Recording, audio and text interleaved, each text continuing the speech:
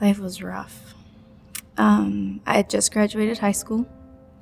I moved away from my parents' house.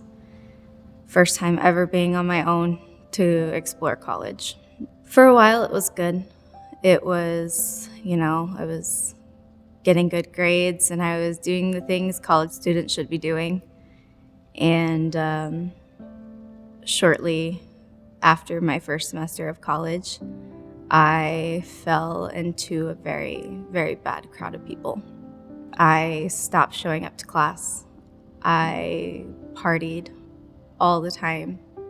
At the time, I became addicted to prescription drugs. Things started to get really bad when I was at a party with some friends and had a little too much to drink, had a little too much fun, and I was raped that night. Not very many people know what that's like, to wake up from just a haze and finding out something like that has happened to you. And that's when my depression got really bad. A few months after it happened, I was still with the same crowd, not drinking as much, not partying as much, but I was just there. While doing that, I had lost contact with my family. I still don't have contact with them to this day. And I just remember being like, what's the point? I'm damaged goods. I'm broken. I'm unstable, I guess you could say. And about 2 days later, I had just had enough.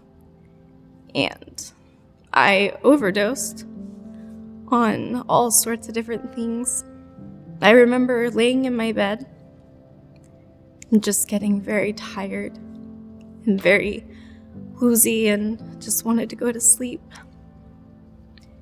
And my best friend Heidi comes in and she's sitting there talking to me, just completely oblivious to what just happened. And she just looks at me and I'm not myself. I'm just there. And she's just like, okay, and gets up and walks away. I don't know what compelled her to come back into the room, but she did. At the same moment, I remember closing my eyes and going to sleep. Next thing I knew, I woke up in a hospital. I had a tube down my throat. They were pumping my stomach. And I remember Heidi standing next to me with all the bottles of the things I had taken. And that for me was my turning point. She saved my life that day. Oh, she felt so hurt. She was hurt by not only what had happened to me that night, but to the things leading up to it. She was like, I don't know why you couldn't come to me. I don't know why you didn't talk to me. And honestly, I had no excuse because I knew if I needed to, she would be there.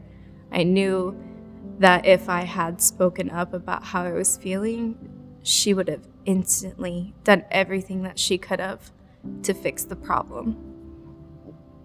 Knowing that one day my girls are gonna get married or my son's gonna get married, like, I want to be there for that. I want to experience the first everythings that they have. And not only that, but if they ever encounter what I have encountered, I want to be there for them to come to me because I will be able to relate to it and I'll be able to help them through it. And that's ultimately what it's all about, is having that support system there. Whether you think you have it or not, you do. You just have to find it. The people you need are right in front of you, whether you realize it or not. They are there and they are willing to help. Sometimes you just have to be the one to initiate that conversation. And there are people who struggle with these things every single day. And you are definitely not alone in the matter. Suicide sucks because it is not worth it. It is not worth ending your life so soon when there are so many things that life has to offer you.